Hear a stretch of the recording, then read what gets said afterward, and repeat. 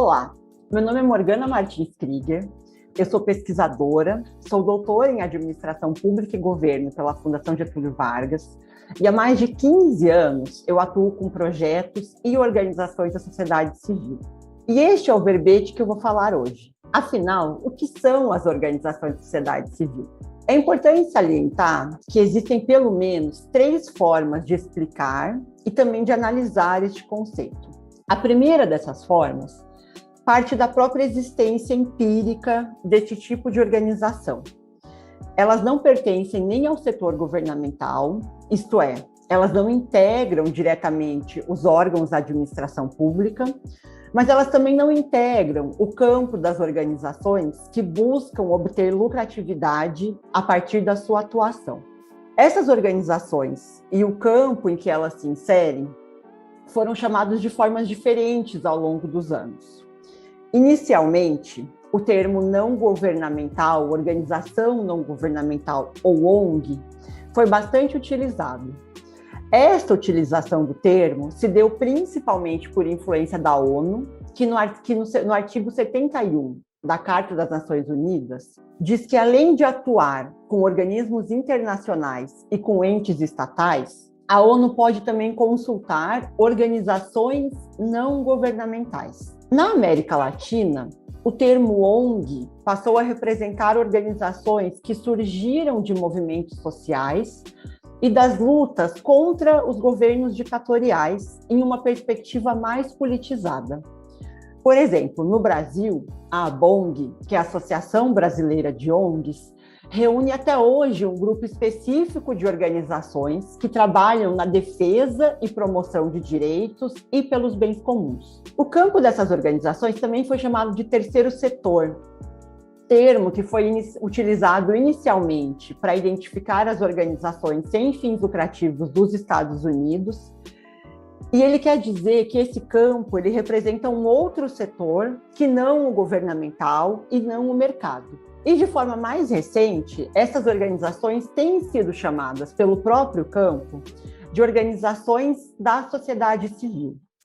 Para compreender melhor a existência e a atuação dessas organizações no Brasil, uma dica é acessar o mapa das organizações da sociedade civil, que é desenvolvido e atualizado pelo IPEA. A segunda forma de olhar para este conceito é a partir de sua perspectiva, de sua regulamentação jurídica. No Brasil, o marco legal mais recente é o Marco Regulatório das Organizações da Sociedade Civil, conhecido como EMIROSC. E essa lei, que foi aprovada em 2014, ela busca, na verdade, constituir um novo regime jurídico para as parcerias que são realizadas entre a administração pública e as organizações da sociedade civil. E por isso, a lei também define o que se encaixa como uma organização desse tipo. Segundo a lei, são consideradas OSCs, ou as organizações de sociedade civil, as entidades privadas sem fins lucrativos e que não distribuem lucros, e que aplicam os seus resultados financeiros integralmente no alcance dos seus propósitos. Também são considerados nesse tipo alguns modelos de cooperativa, envolvendo, por exemplo, as cooperativas sociais, e também são consideradas nesse tipo as organizações religiosas que se dediquem a projetos que vão além do objetivo de professar a sua fé, geralmente com propósitos sociais.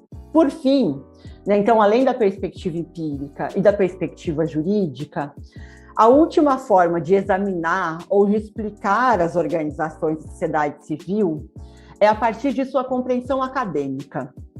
Em diálogo constante com o campo, a academia também já chamou essas organizações prioritariamente de ONGs ou como parte do terceiro setor. Mas especificamente sobre organizações da sociedade civil, o que se entende por sociedade civil tem bastante relevância e ele é um termo que vem sido discutido historicamente. Por exemplo, dentre os contratualistas, isto é, Hobbes, Locke e Rousseau, a sociedade civil já representava acepções diferentes do que seriam as sociedades em seu estado de natureza ou após a contratualização social. Para Marx, a sociedade civil era entendida como sinônimo da sociedade burguesa, representando o conjunto das relações econômicas que constituem a base material da sociedade. Assim, a construção do bem comum e a transformação social, elas não poderiam ocorrer na sociedade civil. Nas últimas décadas, o termo sociedade civil vem acoplado à perspectiva da democratização de estados totalitários. Isto é, a sociedade civil seria composta por aqueles atores que almejam a democracia e por aqueles que, por meio do seu processo de auto-organização voluntária, por meio de associações, pela organização dos seus interesses privados, eles exercem a democracia cotidianamente. Então, é uma perspectiva da democracia que está calcada além da perspectiva legal democrática. É uma democracia exercida no cotidiano. Essa perspectiva, ela foi elaborada principalmente por Cohen e Arato, dois autores estadunidenses da sociologia política na década de 1990.